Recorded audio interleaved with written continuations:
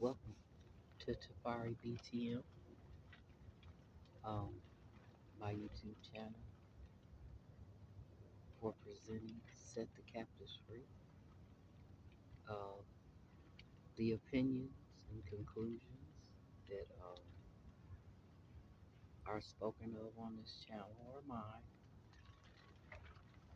I'm entitled. I thank you all for being here for Set the Captives Free. We are at part 3. Before I get started with what I'm presenting, I want to uh, go over a few definitions. So, the Haitian Vodou calls some of their energy manipulators Bocour or Boco. Bocour is male, Boco is female. These Vodou priests or priestesses are servants of Iwa or Loa, servants of the light or the dark, the right or the left positions of magic. It is understood the title originates from the Belgian Congo, Portuguese West Africa, French, German, Spanish, Central Africa, and we discussed in the previous video these conquering nations. So we're all connected. So in French, beaucoup is an adjective that means great in quantity or amount. As an adverb, it means a lot. In the Hausa language, bogus means fake, fraudulent, deceit. The Dahomey, Nigerians, and Benin groups and or tribes invoke Rada Iwa, which is a cool, benevolent energy of light. There are also those that invoke the energy of the Petwa Iwa, Petro or Dumpete, which is a hot, volatile, bitter, aggressive, forceful energy and or spirit. And in the Central American and Hispanic cultures, there are Brujeria, Brujeria.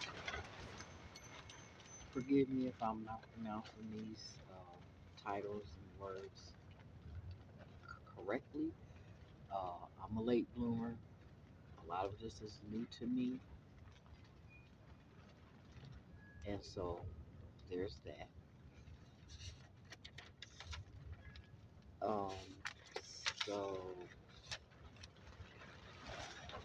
it says to summon these energies, priests will use small explosions like fireworks, gunpowder, cracking whips, police whistles, and in my observation that I've noticed since I started paying attention, they use police and fire sirens as well.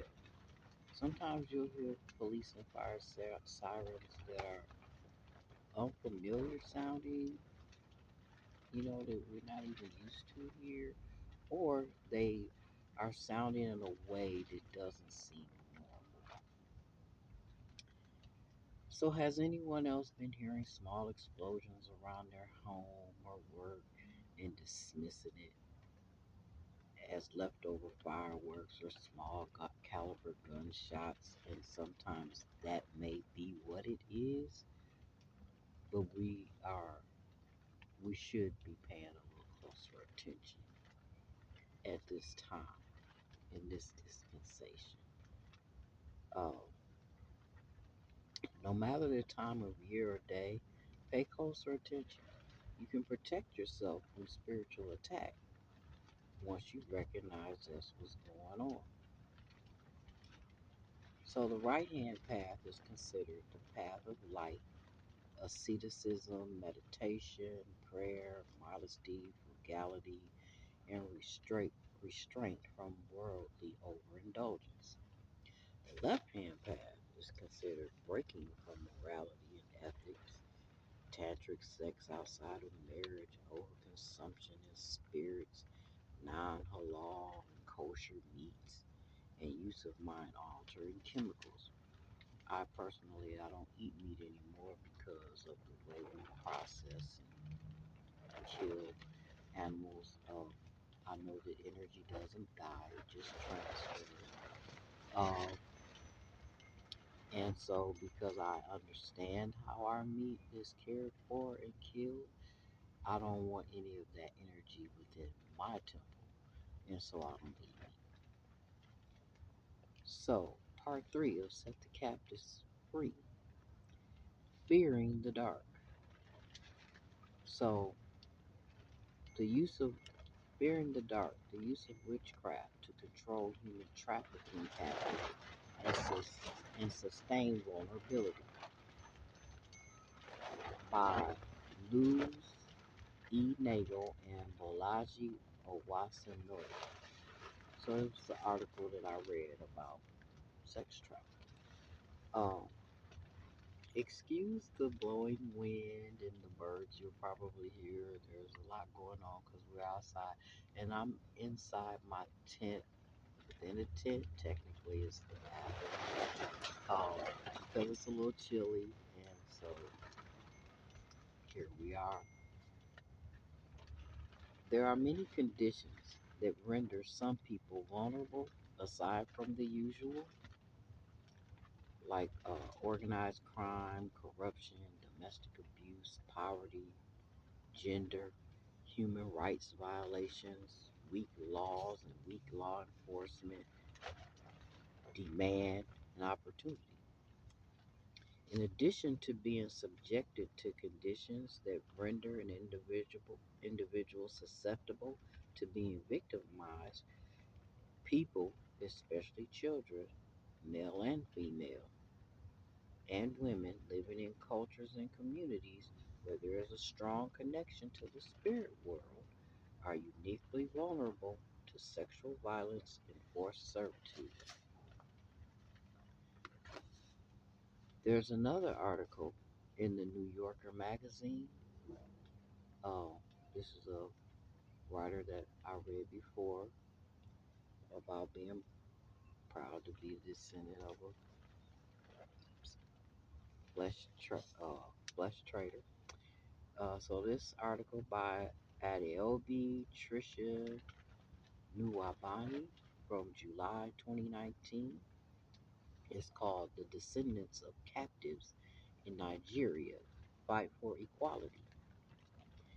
In Nigeria specifically, and West Africa, along with other parts generally, there are ingrained traditions that make the fight for freedom and liberation a steep uphill climb.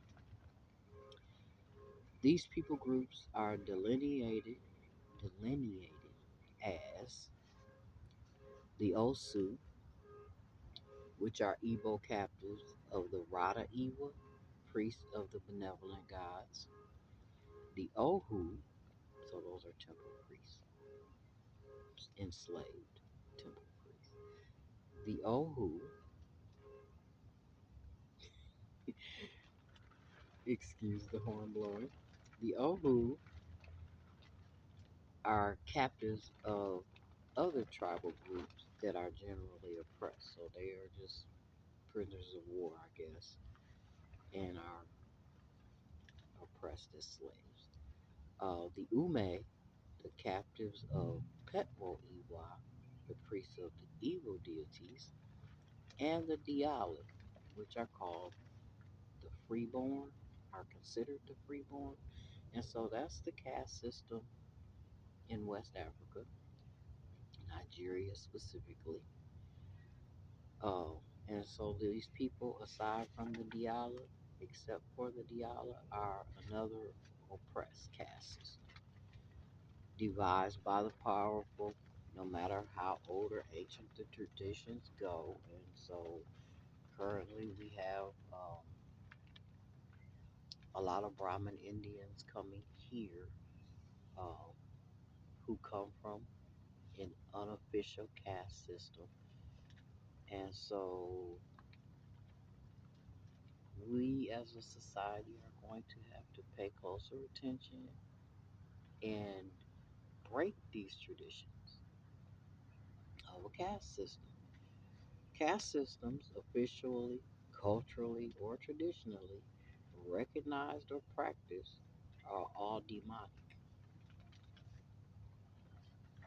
evil, and contrary to the grand design of the Creator of all things.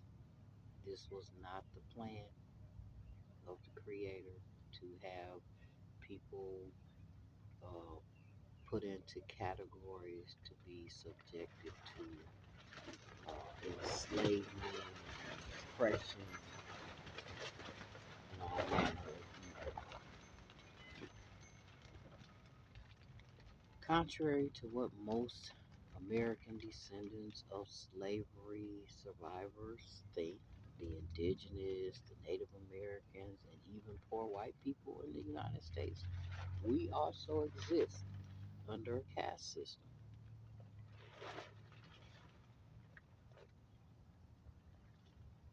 Some people think they're a little further ahead or better than because they may be financially in a better position, but don't get it twisted. Yeah, the caste system is it's untenable. According to Southwestern Law Review, Volume 45, baneful magic, that would be evil, in North America can take the form of voodoo, voodoo, as practiced by the American descendants of slavery survivors and those from the Louisiana Bayou. Energy manipulation, which is magic, is also practiced by uh,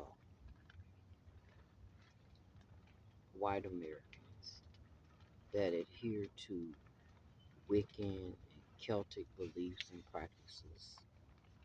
And so everybody's into it, everybody does it. Again, I say I'm a bit of a late bloomer because I, I have a deeper understanding because I went looking for some answers.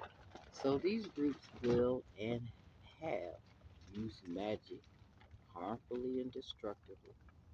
The powerful leaders in these various people groups acquire and maintain power through secrecy and oath taking by victims, practitioners, and covenants within the inner circles.